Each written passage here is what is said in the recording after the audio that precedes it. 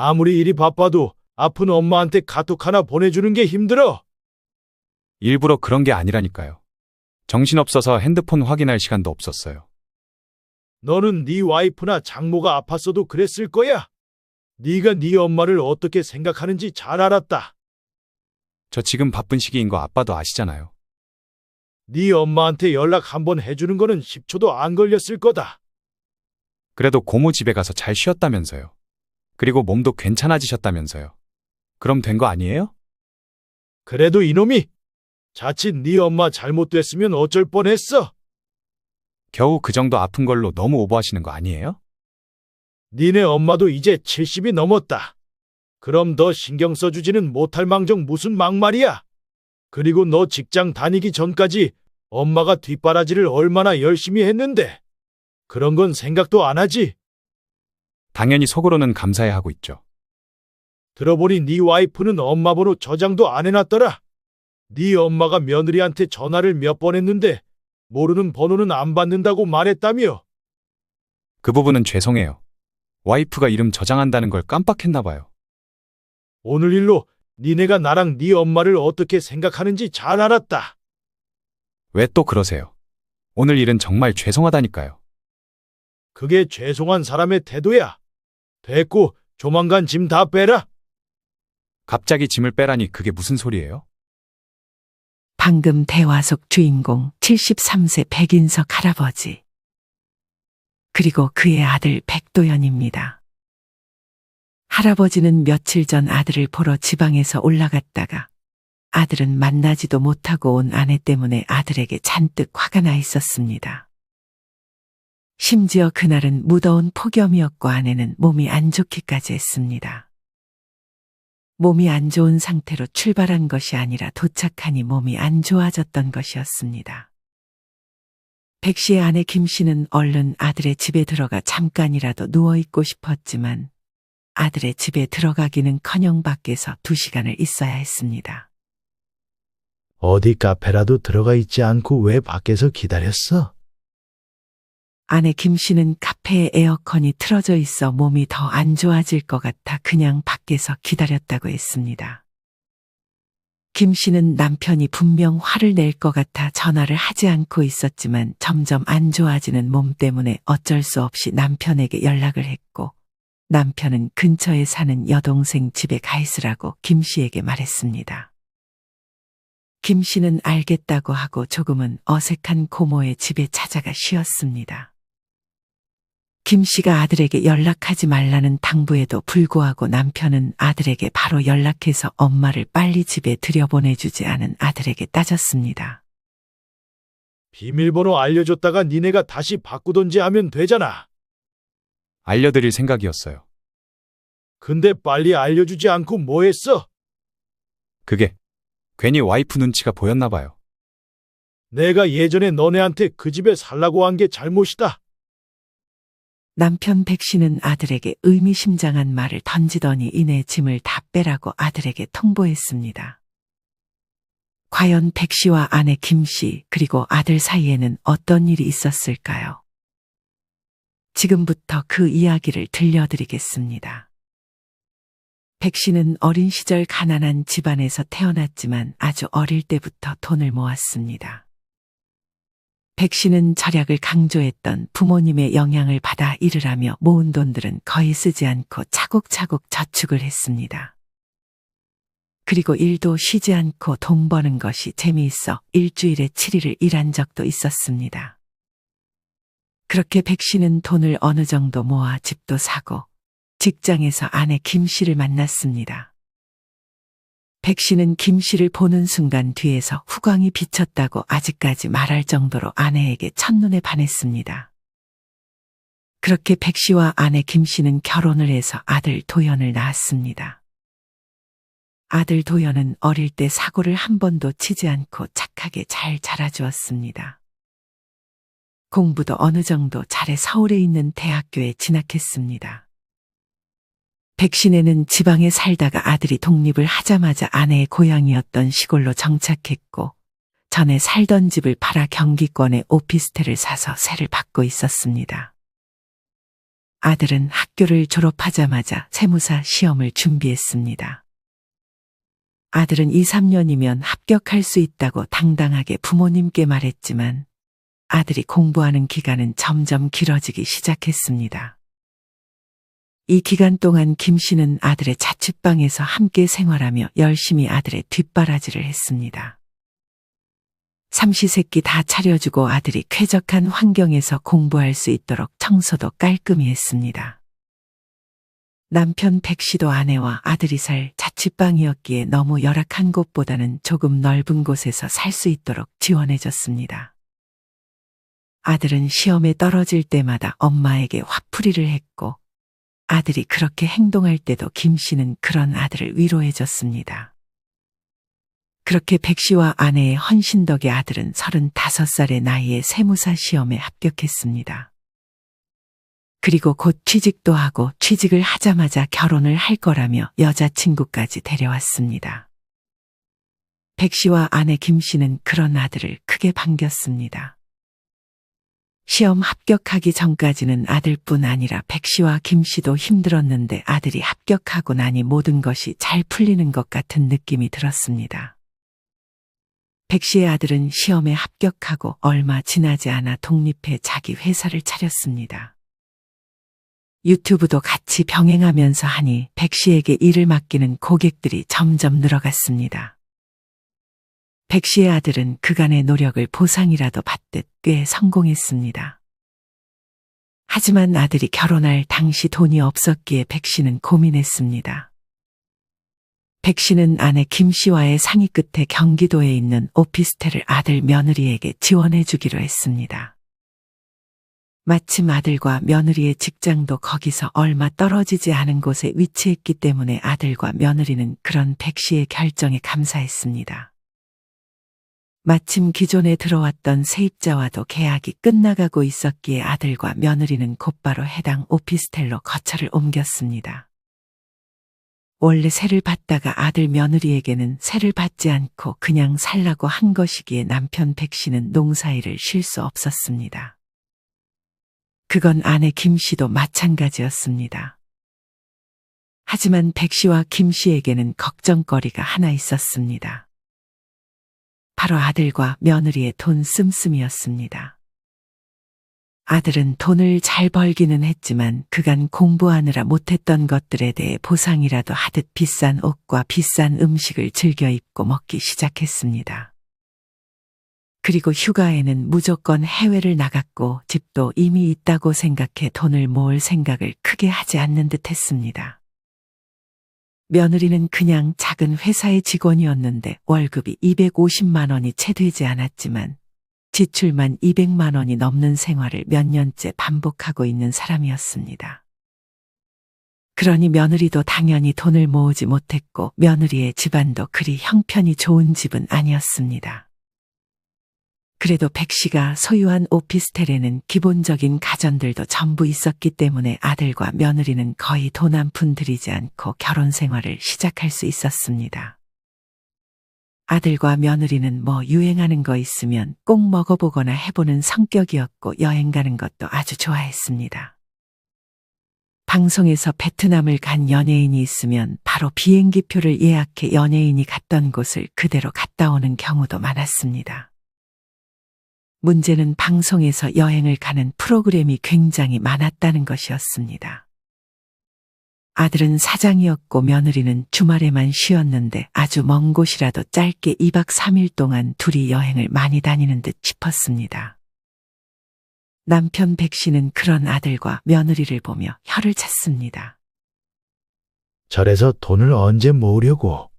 집을 괜히 해준 거 아니야? 그간 공부하느라 제대로 놀지도 못했잖아요. 금방 정신 차릴 거예요. 도연이도 이제 40인데 아이도 낳고 하려면 빨리 정신 차려야 할 텐데. 아내 김 씨도 저렇게 말하긴 했지만 내심 걱정은 되었습니다. 우리 데리고는 국내 여행 한번 안 가면서 해외여행은 잘도 다니네. 남편 백 씨는 뭐 바라는 거 없이 오피스텔을 내줬지만 막상 그런 거에 대한 보답 없이 자기들끼리 놀러만 다니는 것이 별로 마음에 들지는 않았습니다. 우리끼리 가면 되죠. 어디 가고 싶은데요? 당신 기차표 예약할 줄 알아? 당신이 알아보면 되죠. 백 씨는 그런 아내의 말에 머리가 아프다는 듯 다시 일을 하러 밖으로 향했습니다. 백 씨와 아내 김 씨는 어느덧 70이 넘었고 몸도 점점 안 좋아지기 시작했습니다. 물론 아껴 살면 살 수 있었지만 예상치 못한 병원비가 나갈 수가 있고 사람 일이라는 게 어떻게 될지 몰랐기 때문에 일을 쉴 수 없었습니다. 백 씨와 김 씨는 원래 일은 전에는 밭을 정리하려고 했습니다. 하지만 오피스텔에서 원래 세를 받다가 이제는 세를 받지 못하니 이른이 넘어서도 일을 해야 했습니다. 그냥 아들한테 다시 세 달라고 말해볼까? 아이고, 어떻게 이제 와서 또 세를 달라고 해요. 됐어요. 아내는 그런 백 씨의 말을 따르지 않았습니다. 얼마 안 가 아들의 카카오톡 프로필 사진을 보니 굉장히 좋아 보이는 호텔에서 찍힌 사진이 있었습니다. 김 씨는 아들이 어디 간 건지 궁금해서 아들에게 전화해 물었습니다. 이번에 지연이 생일이라 좀 좋은 호텔 예약해서 하루 보내고 왔어요. 1박에 얼만데? 100만 원 정도 했던 것 같아요.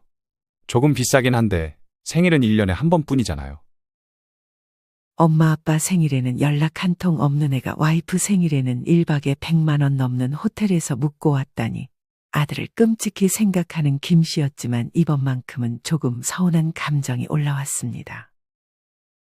옆에서 대화를 듣고 있던 남편 백 씨도 김 씨와 비슷한 감정을 느낀 것 같았습니다.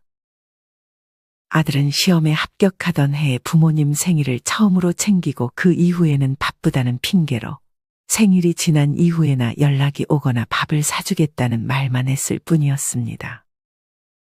하루에 100만 원 하는 호텔에 놀러 갔다 왔다고? 김 씨는 간만에 지인을 만나 얘기했습니다. 그렇다니까.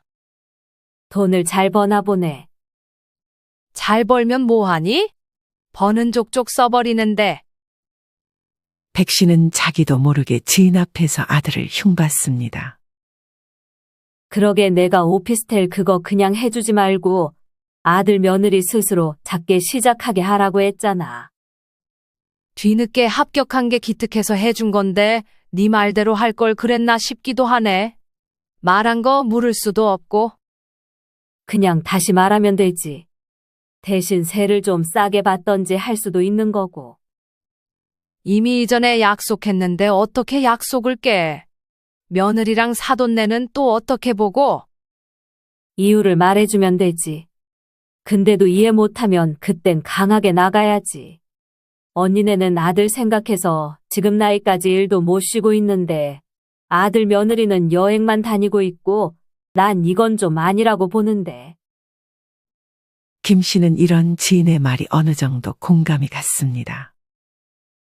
김 씨는 간만에 아들이 쉬는 날 전화를 걸었습니다. 아들은 쉬는 날에도 전화를 잘 받지 않았지만 이날은 웬일인지 전화를 받았습니다. 아들, 뭐해? 그냥 집에서 쉬고 있어요. 무슨 일이세요? 김 씨는 언제부턴가 꼭 무슨 일이 있어야 아들에게 연락을 할 수 있는 사이가 된 것 같은 거리감을 느꼈습니다. 무슨 일은? 그냥 뭐 하나 궁금해서 연락해봤지. 저희 오늘 물놀이 가기로 해서 준비하고 이따 나가봐야 돼요. 물놀이? 또 놀러 가니? 이번 여름에 안 가면 내년까지 기다려야 되잖아요. 그렇게 해서 돈은 언제 모으려고? 김 씨는 이날 처음으로 아들에게 잔소리를 했습니다. 딱 올해까지는 좀 쓰면서 살려고요. 엄마도 아시잖아요. 저 공부하느라 그간 놀지도 못한 거. 합격한 지 몇 년이 지났는데 이젠 돈 모을 때 되지 않았니? 아들은 그런 김 씨의 말이 듣기 싫다는 듯 급히 전화를 끊으려 했습니다. 김 씨는 그런 아들에게 조만간 올라갈 것이라 했습니다. 여기 오시게요? 네 아빠가 오피스텔 상태 좀 체크하고 사진도 몇 개 찍어오라 하더라. 관리 튼튼하게 해야 된다면서. 일단 알겠어요. 근데 제가 다음 주부터는 바쁜 시기라 집에 없을 수도 있어요. 주말에도 바쁘니? 네. 이 시기는 평일 주말 개념이 없을 정도로 바빠요. 그래, 알았다. 김 씨는 내심 아들이 보고 싶었지만 아들이 없으면 혼자 들어가서 사진만 찍어 오겠다고 말했고 아들도 그 말에 동의했습니다. 그렇게 약속 당일이 되기 하루 전부터 김 씨는 간만에 아들 집에 가는 것이 설렜습니다. 아들을 잠깐이라도 보고 싶었지만 그게 아니더라도 아들을 위해 무언가를 해줄 수 있다는 생각에 바리바리 싸들고 갈 준비를 했습니다. 식비를 조금이라도 아끼라고 반찬들도 여러 개 해놓고 시험 전에 자주 써주던 손편지도 정성스레 써서 챙겨놓았습니다. 짐은 조금만 챙겨가라고 남편 백 씨가 하도 닥달해서 김 씨는 챙긴 짐 중 일부를 빼고 중요한 것들만 챙겨 벗으러 향했습니다. 김 씨는 남편의 말을 듣지 않았다면 후회할 뻔했습니다. 줄인 짐도 가져가는 게 굉장히 무거웠기 때문이었습니다. 그렇게 김 씨는 버스에 올랐습니다. 하지만 버스 기사는 김 씨가 반찬처럼 보이는 보자기를 들고 올라가는 것이 불쾌한 듯 싶었습니다. 냄새나게 그런 거 가지고 타시면 안 돼요. 김 씨는 지지 않고 반박했습니다. 제가 냄새 안 나게 하려고 얼마나 꽁꽁 싸맸는데 뭐가 냄새가 난다고 그러세요? 실제로 음식 냄새는 나지 않았고 버스 기사는 괜히 김 씨에게 시비를 걸었던 것이었습니다. 김 씨가 탄 버스에는 사람이 별로 없었습니다. 김 씨는 버스 기사와는 조금 떨어진 뒷자리에 앉았습니다. 버스 기사는 버스에서 출발하자마자 에어컨을 꺼버렸습니다. 김 씨는 갑자기 더워진 탓에 급히 창문을 열었습니다. 김 씨는 더위를 참지 못하고 버스 기사에게 에어컨을 틀어주면 안 되겠냐고 물었습니다. 버스 기사는 처음엔 못 들은 척 하더니 이내 사람이 많지도 않은데 뭐가 덥냐며 김 씨를 나무랐습니다. 김 씨는 그냥 싸우기 싫어 근처에 있는 창문을 모조리 열었습니다. 김 씨는 조금 고단했는지 잠이 들었습니다. 그리고 잠에서 깼을 때는 바로 다음 역이 김 씨가 내려야 할 곳이었습니다. 김 씨는 부랴부랴 짐을 챙겼습니다. 버스 기사가 김 씨를 기다려주지 않고 다시 출발하려 하자 김 씨는 큰 소리로 내릴 거라고 말했습니다. 버스 기사는 신경질적으로 김 씨에게 빨리 내리라고 했습니다. 김 씨는 알겠다고 하며 급하게 버스에서 내렸습니다. 하지만 곧바로 김 씨는 짐을 하나 놓고 내린 것을 깨닫고 버스에게 잠깐 멈춰달라고 손짓했지만 버스는 이미 다음 정류장으로 향하고 있었습니다. 그렇게 김 씨는 찝찝한 기분으로 정류장에서 잠깐 휴식을 취했습니다. 다행히 그래도 제일 중요한 짐들은 김 씨의 손에 남아 있었습니다. 김 씨는 그렇게 다시 아들 집으로 향했습니다. 하지만 이때부터 김 씨는 점점 몸이 안 좋아지고 있음을 느끼고 있었습니다. 더워서 그런 건지 모르겠지만 열이 나는 걸 느꼈고 속이 메스꺼웠습니다. 김 씨는 남은 거리는 원래 걸어가려 했지만 택시를 타고 아들의 집으로 향했습니다. 하지만 택시에서 추운 에어컨을 몸에 맞으니 몸이 더 안 좋아지는 것 같았습니다. 그렇게 김 씨는 아들이 사는 곳 바로 앞에서 내렸습니다. 김 씨는 바로 주위를 살폈고 다행히 근처에 약국이 하나 있었습니다. 김 씨는 증상을 설명하고 약사가 권해준 약을 먹었습니다. 하지만 별로 효과는 없는 듯 했습니다. 김 씨는 바로 아들에게 전화했습니다. 나 집 앞인데 회사니? 네, 저는 지금 회사 와 있어요. 지금 집에 지연이가 있어서. 금방 나갈 거라고 하거든요. 거기서 조금만 기다리실래요? 그래? 그럼 엄마 몸이 좀 안 좋아서 그런데 근처에 병원 있니? 몸이 안 좋으세요. 거기서 큰 길로 조금만 나와보시면 병원 있어요. 심한 건 아니고 열이 나고 속이 좀 메스꺼워서 병원 좀 다녀오마. 네, 엄마. 무리하지 마시고요. 김 씨는 우선 아들이 알려준 병원에 가서 진료를 받고 약을 처방받았습니다.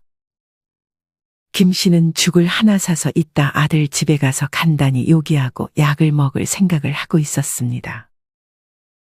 김 씨는 연락을 주겠다던 아들의 연락을 하염없이 기다렸습니다. 근처에는 공원 같은 곳도 없는 듯 해서 김 씨는 상가에 그늘로 가서 짐을 놓고 잠깐 앉아 있었습니다. 김 씨는 마냥 이 무더운 날씨 속에 밖에 있을 순 없어서 아픈 몸을 이끌고 카페로 향했습니다. 김 씨가 들어가자마자 차가운 에어컨 바람이 몸을 스쳐 한기가 느껴졌습니다. 김 씨는 얼른 따뜻한 차를 한 잔 시켰습니다. 아들과 연락한 지 20분이 지났음에도 아들에게서는 집으로 들어가라는 연락이 없었습니다. 김 씨는 아들이 일하는데 또 전화하기는 좀 그래서 문자를 하나 남겼습니다. 그러고는 카페에서 하염없이 기다리고 있었습니다. 김 씨는 너무 추워서 이 자리 저 자리 옮기다가 직원에게 에어컨 온도를 조금만 올려달라고 부탁했습니다. 하지만 직원은 다른 손님들이 더워한다면서 그런 김 씨의 말을 거절했습니다. 김 씨는 하는 수 없이 다시 짐을 챙겨 밖으로 나왔습니다. 곧이어 아들에게서 전화가 왔습니다. 엄마 죄송해요. 지연이가 오늘 동남아 놀러 가는데 짐을 미리 안 싸놔서 좀 오래 걸리는 것 같아요. 금방 나갈 것 같으니까 카페에 들어가 계세요. 김 씨는 이미 카페를 나왔지만 그런 아들에게 알겠다고 하고 전화를 끊었습니다. 추운 바람을 맞다가 무더운 밖에 다시 나가니 김 씨는 컨디션이 최악이었습니다. 김 씨는 다시 아들의 집 쪽 상가 그늘에 앉아 쉬고 있었는데 그마저도 허리가 아파 다시 일어서 있었습니다. 연락을 준다던 아들은 더 이상 김 씨에게 연락을 주지 않았습니다. 김 씨는 다시 아들에게 전화를 걸고 비밀번호를 알려달라고 문자를 보냈지만 아들은 전화를 받지도 김 씨가 보낸 문자를 보지도 않았습니다. 김 씨는 이때 그냥 아들을 보지 않아도 좋으니 빨리 약을 먹고 쉬고 싶은 마음뿐이었습니다. 그렇게 아들은 연락이 안 됐고 김 씨는 며느리에게 처음으로 전화를 해봤지만 며느리 역시 전화를 받지 않았습니다.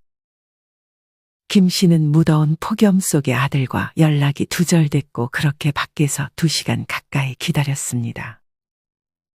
그때 전화가 울렸지만 아들이 아닌 남편이었습니다. 잘 도착했어? 김 씨가 힘없는 말로 답하자 남편 백 씨는 어디 아프냐며 걱정했습니다. 아들은 엄마의 다 죽어가는 목소리를 듣고도 엄마가 아프다는 것을 알아채지 못했지만 남편 백 씨는 김 씨의 첫마디를 듣자마자 몸 상태가 안 좋음을 직감했습니다. 김 씨는 남편에게 오늘 있었던 일을 말해주기 시작했습니다. 남편은 분노하며 일단 김 씨에게 근처 여동생의 집에 가서 쉬고 있으라고 했습니다. 김 씨가 택시를 잡고 여동생의 집에 안전하게 도착할 때까지 남편 백 씨는 김 씨와의 전화를 끊지 않았습니다. 김 씨는 짐이 무겁고 아들이 연락 올지 모른다며 끊으라고 했지만 남편은 김 씨에게 핸드폰은 가방에 놓은 채로 스피커폰으로 통화하라 했고 어차피 아들은 연락이 안 올 것 같다며 김 씨를 안심시켰습니다. 남편은 김 씨가 많이 걱정되었던 것 같았습니다. 그렇게 김 씨는 조금 어색한 고모의 집에 도착해 죽을 한두 숟가락만 뜬 후에 약을 먹고 쉬었습니다. 김 씨는 그제야 좀 살 것 같았습니다. 다행히 갑작스럽게 찾아왔음에도 고모는 정성스레 김 씨를 간호해줬습니다. 김 씨는 아들의 집에 오후 1시쯤에 도착했는데 아들은 오후 5시쯤이 돼서야 김 씨에게 다시 전화가 왔습니다. 김 씨는 아직 약 기운이 남아있었는지 힘없는 목소리로 전화를 받았습니다. 여보세요? 엄마 정말 죄송해요. 제가 너무 바빴어서. 지금 어디예요? 나 지금 네 고모 집에 와서 쉬고 있다. 아, 다행이네요. 몸은 좀 어떠세요? 속은 괜찮아졌는데 아직 열은 좀 나는 것 같아. 이따가 저녁 같이 먹으려고 했는데 괜찮으시겠어요? 아, 그리고 지연이한테 혹시 연락하셨어요? 지연이가 부재중 전화 여러 개 찍혔길래 혹시나 해서 저한테 물어봤는데 그게 엄마 번호였더라고요. 엄마 번호 저장을 안 해놔서 전화를 못 받았다고 죄송하다고 전해달래요. 원래 모르는 번호는 안 받거든요. 며느리가 자기 번호를 저장도 하지 않았다는 사실에 김 씨는 내심 씁쓸했지만 아들이 저녁을 먹자는 말에 김 씨는 괜히 몸에 힘이 나는 듯 싶기도 했습니다. 김 씨가 아들과의 저녁 약속을 위해 준비하는 사이 다시 한번 아들에게서 연락이 왔습니다. 엄마 혹시 코로나 검사도 받아보셨어요? 제가 요새 바빠서 감기나 코로나에 걸리면 안 돼서요. 코로나 검사는 딱히 안 해주던데. 죄송한데 식사는 다음에 하면 안 될까요? 엄마 준비 이미 다 마쳤는데 열도 거의 안 나. 목소리가 많이 안 좋으세요. 다음에 꼭 먹어요. 그래, 알았다. 김 씨는 그런 아들의 연락에 힘이 쭉 빠지는 듯 했습니다. 도연이가 뭐래요? 바빠서 저녁 못 먹겠다네요. 그럼 저랑 맛있는 거 먹어요. 고모는 옆에서 대화를 듣고 있었고 실망한 표정을 짓고 있는 김 씨를 위로했습니다. 고모가 그 통화 내용을 백 씨에게 말했는지 백 씨는 바로 김 씨에게 전화해서 아들 만나지 말고 저녁 먹고 다음날 오전에 그냥 내려오라고 했습니다. 그러고 남편 백 씨는 화를 참지 못해 아들에게 전화를 걸었습니다. 백 씨가 3번 연달아 전화하자 아들은 전화를 받았습니다. 너 아무리 일이 바빠도 아픈 엄마한테 카톡 하나 보내주는 게 힘들어. 백 씨는 아들이 전화를 받자마자 소리쳤습니다. 갑자기 무슨 소리예요? 엄마랑 통화하셨어요? 일이 너무 바빠서 그런 거예요. 너는 네 와이프나 장모가 아팠어도 그랬을 거야. 네가 네 엄마를 어떻게 생각하는지 잘 알았다. 일부러 그런 게 아니라니까요. 정신없어서 핸드폰 확인할 시간도 없었어요. 저 지금 바쁜 시기인 거 아빠도 아시잖아요. 이 아빠는 바빠본 적 없는 줄 알아? 아무리 바빠도 네 엄마한테 비밀번호 알려주는 거는 10초도 안 걸렸을 거다. 그래도 고모 집에 가서 잘 쉬었다면서요. 그리고 몸도 괜찮아지셨다면서요. 그럼 된 거 아니에요? 그래도 이놈이 자칫 네 엄마 잘못됐으면 어쩔 뻔했어. 겨우 그 정도 아픈 걸로 너무 오버하시는 거 아니에요? 아들은 오늘 일이 별일 아닌 듯 말하기 시작했습니다. 니네 엄마도 이제 70이 넘었다. 그럼 너 신경 써주지는 못할 망정 무슨 막말이야.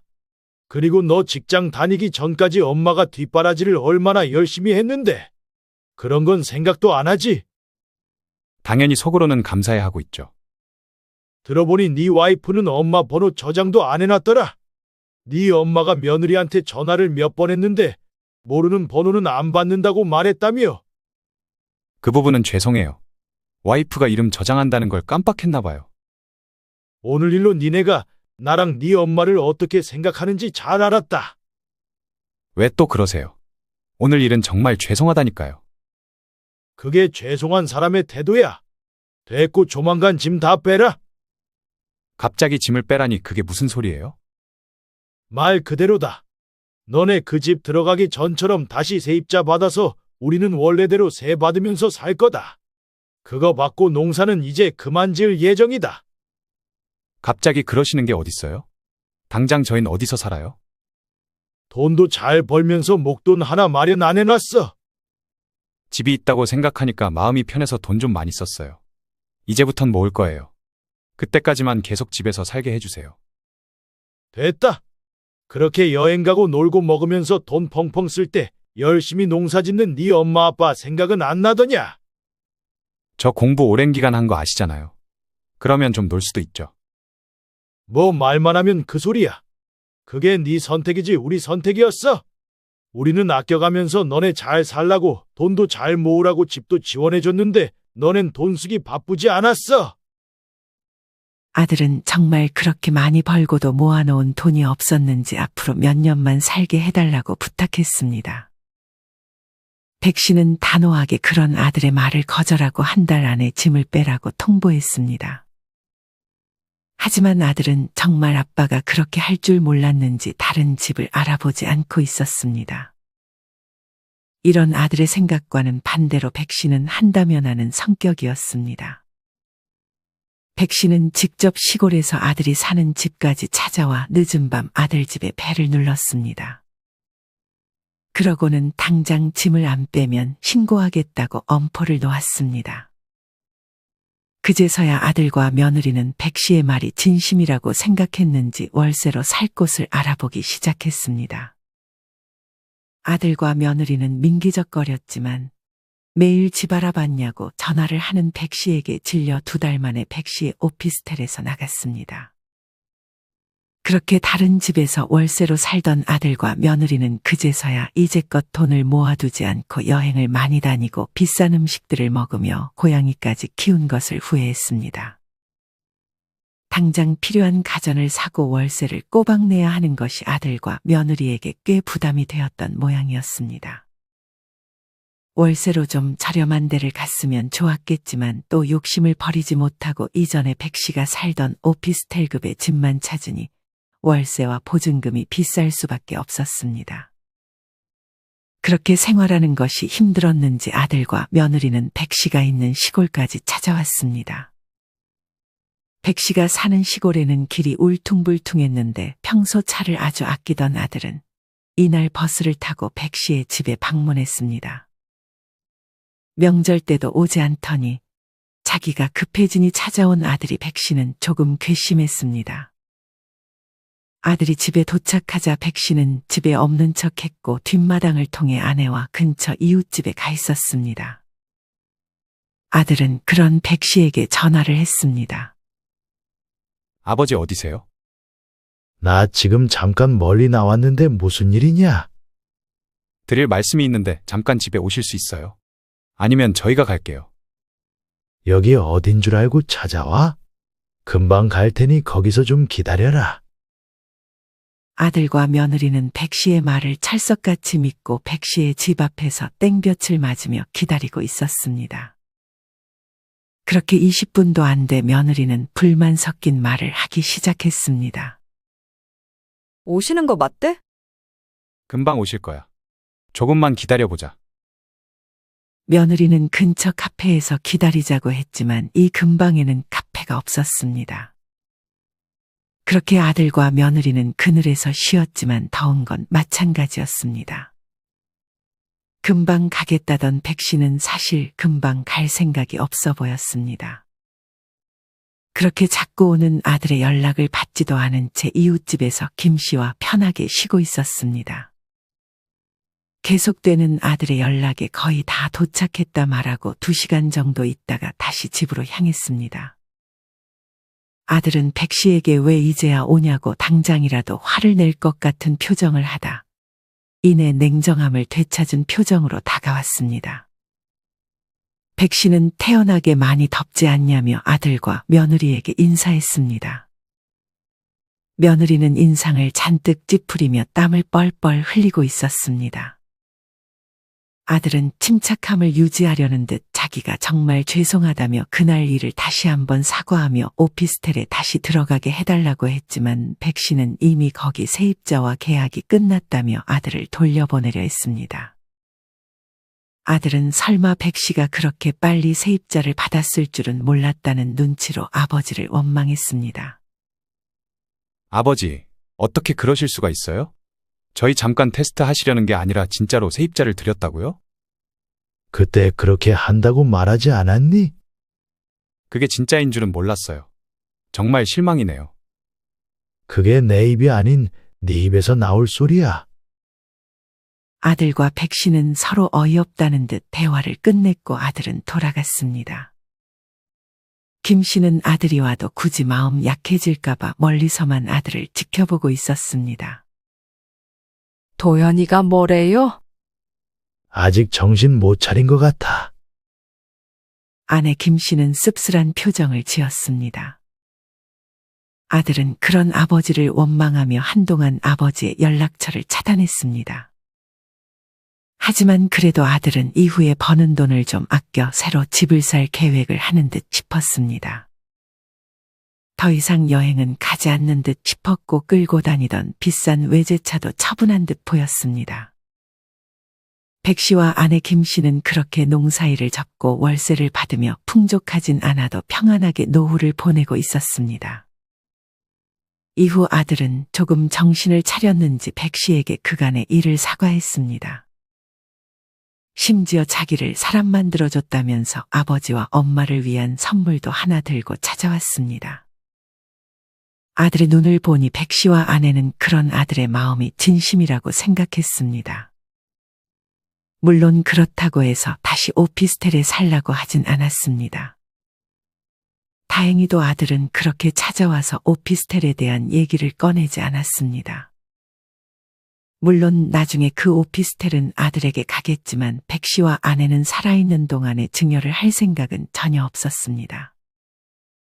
백 씨와 아내도 그 월세가 없으면 이제는 살기 힘들어진다는 것을 알았고 아들에게도 이후에 충분히 설명해 줬습니다. 아들은 그간 자신의 철없는 행동을 반성하며 백 씨와 김 씨를 데리고 다음 주 국내 여행을 가기로 했다고 합니다. 아들이 돈 쓰는 것이 좀 마음에 걸렸지만 그간 받은 거 보답하는 마음으로 계획한 거라는 아들의 대답에 백 씨와 김 씨도 흔쾌히 동의했습니다. 여러분은 이런 백 씨의 사연을 어떻게 들으셨나요? 자칫 안 좋은 관계로 연이 끊길 수도 있었지만 다행히 아들이 정신을 차려준 덕에 해피엔딩으로 끝난 것 같습니다. 아쉬운 점이 하나 있다면 아들이 결혼을 했어도 오피스텔을 그냥 내어주지 않았으면 처음부터 관계가 좋았을 것이라는 생각이 들기도 합니다. 물론 자식이 취직을 늦게 했다면 조금이라도 마음 편하라고 가진 것을 많이 내주려는 부모님들도 계실 것입니다. 여유롭다면 그렇게 해줘도 괜찮지만 만약 우리 부모님이 경제적으로 그렇게 여유가 있지 않다면 이런 부분은 신중하게 생각해야 하지 않을까 생각합니다.